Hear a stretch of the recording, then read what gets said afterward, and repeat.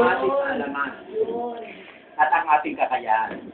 Pero darating araw na Pagdating na ng Panginoon, darating magiging yung kaalaman natin magiging perfect. ganap. Yun. Na.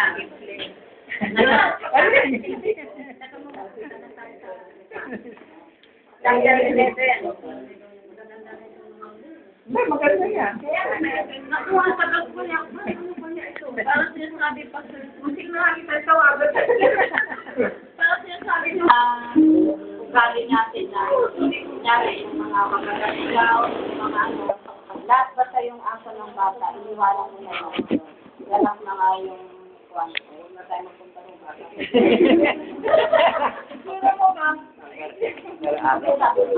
ganyan na kami meron lang sa pag nagulang. Pero wala yung aso ko sa bigyan. Sabi ko na,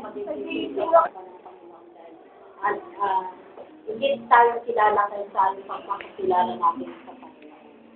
Yung mga nagbabasa natin dito, kulang kayo sa alam natin. Ang mga gawain ko sa mga tao, halimbawa nasa mga tao tayo, sasamahan na tayo. Kaya hindi na dapat na mataas. Wala naman yun.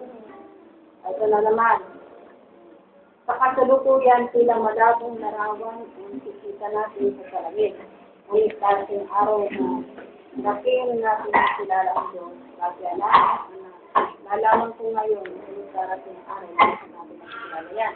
Also ngayon, sapagkat namumuhay tayo patay sa pananampalataya sa Panginoon at hindi sa mga